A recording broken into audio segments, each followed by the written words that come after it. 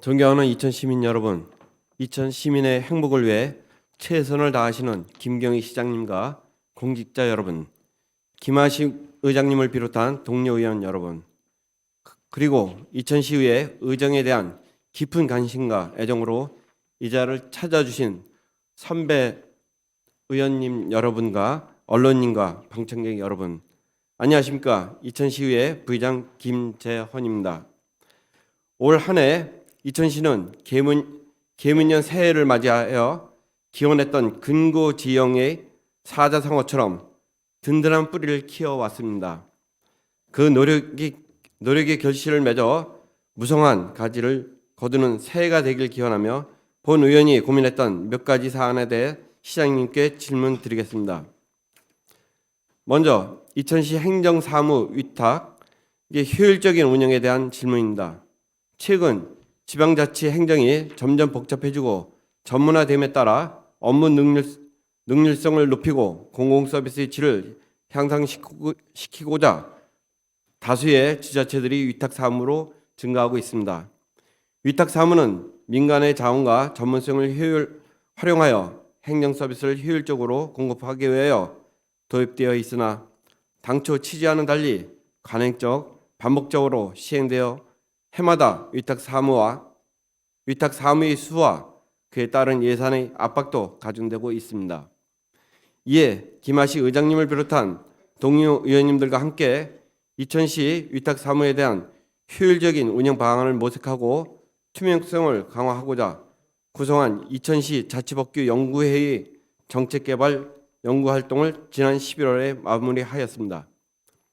이번 연구활동을 통해 일부 위탁 관련 조례들을 대상으로 상위 법령 부합 여부, 명확한 용어 사용 등을 전체적으로 확인하고 위탁 계약서의 매뉴얼과 위탁 사무별 표준 계약서도 정비해야 할 필요성이 있음을 확인했습니다. 이는 이천시가 위탁의 법적 근거를 명확히 하고 범위와 절차를 체계적으로 정비하여 혈세의 낭비 없는 행정으로 나아가는 길이라 생각합니다. 시장님께서 시장연설을 통해서도 말씀하셨지만 내년 이천시 재정 상황이 무척 어려운 실정입니다. 행정 권한을 변경하는 위탁이 우리 시의 총 예산에서 차지하는 비율을 감안하여 위탁 사무의 예산을 단위 사무별로 분석한 후 예산 절감에 관한 실효성 있는 방안을 마련해야 할 시기입니다. 이에 본 의원은 이천시 위탁 행정 전반에 관하여 재정비하여 행정 누수를 미연에 방지하고 위탁 사무 수행에 있어 공정성과 투명성을 확보해 대시민 서비스의 질 향상을 추진해야 함을 강조하고 싶습니다. 이천시 의회도 이러한 노력에 발맞춰 자치 입법 가능의 전문성을 강화할 수 있도록 지속적으로 노력해 나갈 것이며 이에 대해 시장님의 의견을 어떠하신지 말씀해 주시기 바랍니다. 다음은 은,면,동 공무원 인력이 적정 배치되어 질문 드리겠습니다. 이천시는 산업의 변화와 도시 개발을 통해 인구 24만을 바라보는 도시로 성장하고 있습니다. 인구 증가세에 따라 행정민원 수요도 함께 늘고 있지만 한정된 공무원 인력으로 이를 충족시키기에는 어려움이 클 수밖에 없습니다. 도는 복합 도시인 이천시는 14개 각 은, 면, 동별로 다양한 지역적 특성을 나타내고 있습니다. 따라서 해당 지역의 연령별 인구수 변화, 산업별 종사자 수, 사업 예산 규모, 필수 행정 업무 및 민원 처리량 등을 각 읍면동의 특성을 종합적으로 검토하여 한정된 정원을 적재적소에 배치해야 합니다. 특히 육군 항공사령부 제7군단에 이어 특수전 사령부가 위치한 마정면의 경우 군부대가 이전하면서 기반 시설이 확충되고 택지 개발이 이루어져 올해 10월 기준 인구수는 16,000명에 이르고 있습니다. 이는 특수전 사령부 이전이 시작된 2011년 대비 약 10,000명이 증가한 수치입니다. 동지역의 경우 상대적으로 주민등록 업무를 포함하는 행정민원에 대한 수요가 증가하고 있습니다. 대규모 택지 개발 사업이 진행 중인 중리지구의 경우 완공되면 4,472세대, 1,905명의 인구가 유입될 것으로 예상됩니다. 중포동의 경우에는 대규모 아파트들이 차례로 준공되면서 2013년도 대비 인구수가 13,000명이 증가했습니다. 따라서 안흥동 현장 민원실을 설치하여 운영 중이지만 증가하는 민원 수요를 감당하기는 한계가 있습니다. 본 의원이 최근 몇 년간 읍면동별 공무원 정원의 변동을 살펴보니 전 읍면동 모두가 증원된 것을 알 수 있었습니다. 그런데 그 증원된 수가 과연 적정한지는 다시 한번 살펴볼 필요가 있습니다. 따라서 각 읍면동 특성을 종합적으로 검토한 후 적정 인력을 산출해서 정원을 조정하고 효율적으로 기능할 수 있도록 해야 한다고 생각합니다. 읍면동 조직 분석을 통한 적정 인력의 규모 산출과 배치에 대한 시장님의 의견을 말씀해 주시기 바랍니다. 이어서 서희 선생 동상의 신규 건립 필요성에 대한 질문입니다. 대한민국 외교사의 표상이자 이천시의 자랑스러운 인물인 서희 선생은 고려 성종 시기에 80만 거란군에 침입하자 적장 소송령과의 외교 담판을 통해 거란군을 철수시키고 강동 육주를 회복하여 고려의 영토를 확장한 위인입니다. 2009년도에도 외교통상부가 서희 선생을 우리 외교를 빛낸 인물로 선정했으며 정예 외교관을 양성하는 외교안보연구소 정문에 선생의 동상이 세워지는 등 미래의 외교관을 꿈꾸는 젊은이들에게 실리 외교를 펼친 전략가이자 장기적 안목을 지닌 외교관으로 존경받고 있습니다.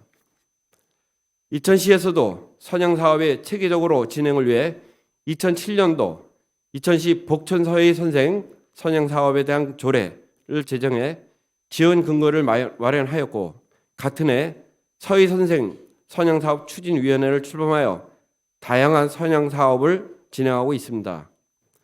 선양사업 중 하나인 동상인 건립된 대표적인 장소는 중리동 서희동상 오거리와 설봉공원 내 충효동산이며 서희 테마파크에도 서희 선생 일대기를 스토리텔링한 조형물이 설치되어 있습니다. 이 중 1965년도 중리동에 설치된 서희 선생 동상은 당시 고증이 부족하여 조선시대의 복식과 감모로 반영된 문제점이 있습니다. 또한 교통이 혼잡한 교촌 회전 교차로 중앙에 위치하여 시민의 접근성도 떨어지는 상황입니다. 이에 본 의원은 서희 선생의 인지도를 높이고 외교사에 남긴 위대한 업적을 대내에 널리 알리면서 역사적 고증이 철저하게 반영된 동상을 새롭게 건립할 필요성이 있다고 생각합니다. 동상 건립 장소는 이천시를 찾는 외부 관광객들이 촬영을 이동할 때나 시야에 잘 들어오고 시민의 관심도를 높일 수 있는 최적의 장소로 검토해 주시길 당부 부탁드립니다. 이에 대해 시장님의 의견을 어떠하신지 말씀해 주시기 바랍니다. 마지막으로 고령 운전자들의 교통사고 예방을 위한 대책 마련에 대해 질문하겠습니다.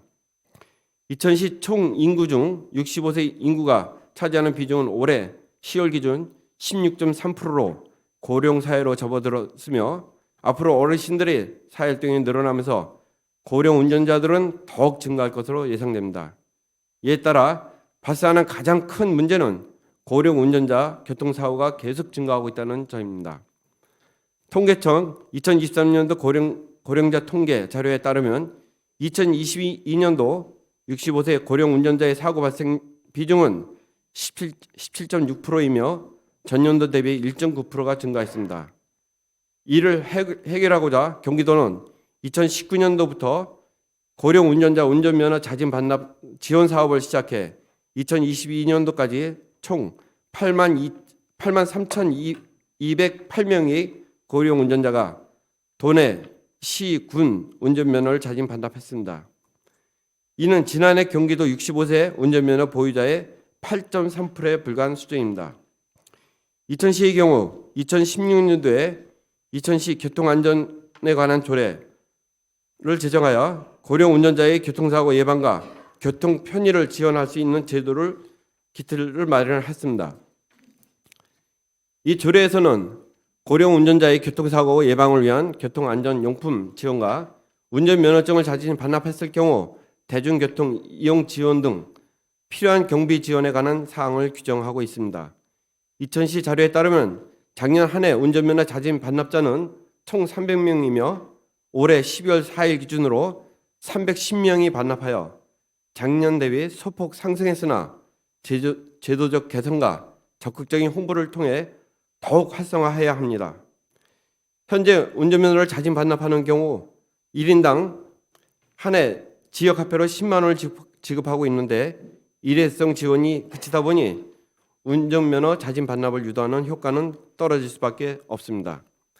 따라서 고령 운전자의 운전면허 자진 반납률을 높이고 적극적인 대중교통 이용을 유도하기 위해서는 해당 사업 대상자에 대해 보다 실질적인 지원 대책을 마련해야 한다고 생각합니다. 이처럼 2000시 급증하는 노령 인구에 따른 고령 운전자 교통사고 예방 관련하여 시장님께서는 어떠한 실질적인 대책을 고민하고 계시는지 말씀해 주시기 바랍니다. 이상으로 시정 질문을 마치겠습니다. 오랜 시간 경청해 주셔서 감사합니다.